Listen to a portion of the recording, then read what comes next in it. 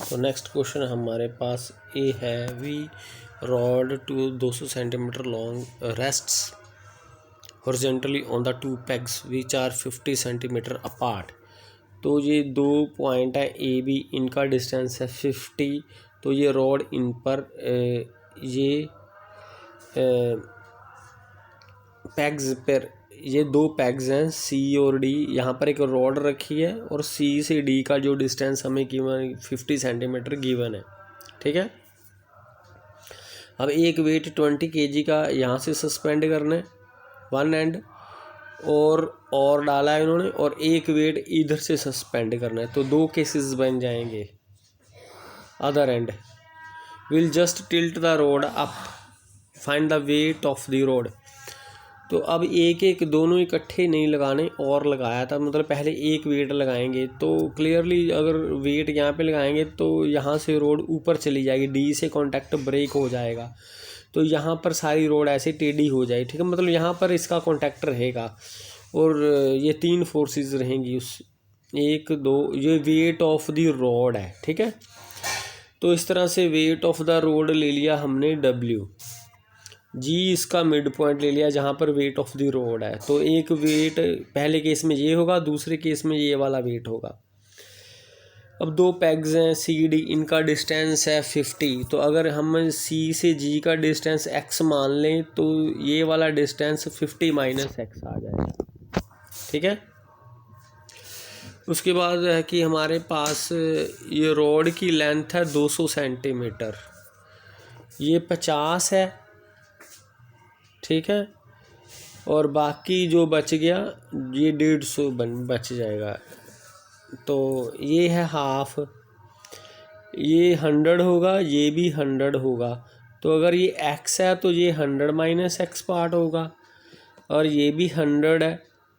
तो अगर ये 50 माइनस x है तो 100 में से इसको माइनस करेंगे तो 50 प्लस x आ जाएगा। तो ये वाला पार्ट भी 100 था, ये वाला पार्ट भी 100 था।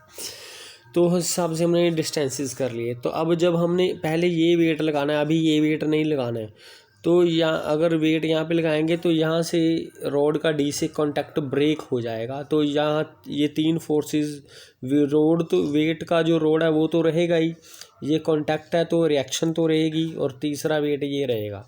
इन तीनों का एक सिस्टम बनेगा। तो ये सिस्टम यहाँ पे इक्विलिब्रियम में होगा।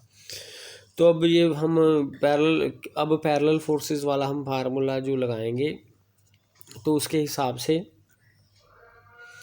क्योंकि सिस्टम इक्विलिब्रियम में है, अगर ये दो पैरेलल फोर्सेस हैं तो हमें पता है कि जो रिजल्टेंट है यहाँ पर होगी, ठीक है। रिजल्टेंट यहाँ पर होगी क्योंकि सिस्टम इक्विलिब्रियम है, इसके अपोजिट ये फोर्स है, तो तभी सिस्टम इक्विलिब्रियम में है। रिजल्टेंट के इक्वल और अपोजिट फोर्स अगर कोई होगी, इन दोनों की रिजल्टेंट इस डायरेक्शन में है, ठीक है। जैसे ये दो फोर्सेस हैं P और Q, इनकी रिजल्टेंट R है। लेकिन अगर ये दो फोर्सेस हैं, तीसरी फोर्स जो है मान लो ये वाली है R डैश, तो अब ये फोर्स अगर इसकी इक्वल होगी और अपोजिट होगी तो ये सिस्टम जो हो जाएगा, अब ये तीनों इक्विलिब्रियम में आ जाएंगी, ठीक है। तो इक्विलिब्रियम केस है, इस करके ये तीसरी फोर्स जो है इसकी रिजल्टेंट को बैलेंस कर रही है। तो अब इसका मतलब W किसके प्रोपोर्शनल आएगा, distance between other two 100 minus x। 20 किसके प्रोपोर्शनल आएगा, distance between other two x। तो यहाँ से W की वैल्यू आ जाएगी। इसी तरह 8 वाले केस में करना है, यहाँ से ब्रेक हो जाएगा।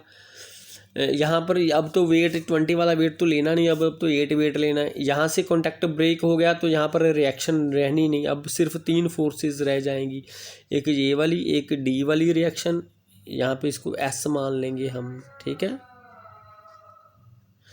ये तीन फोर्सेस रह जाएंगी। वही फार्मूला लगा के यहाँ से हमने इसको सॉल्व कर लेना है, ठीक है। यहाँ से W की वैल्यू ये आ जाएगी। W पिछले केस में जो वैल्यू थी W की, ये दोनों बराबर वैल्यू पुट कर देनी है, वहाँ से हमें X की वैल्यू फाइंड कर लेंगे। अगर X की वैल्यू आ गई तो हम W की वैल्यू आसानी से फाइंड करेंगे। X की वैल्यू पुट करेंगे यहाँ पर तो W की वैल्यू हमारे पास आ जाएगी, ठीक है।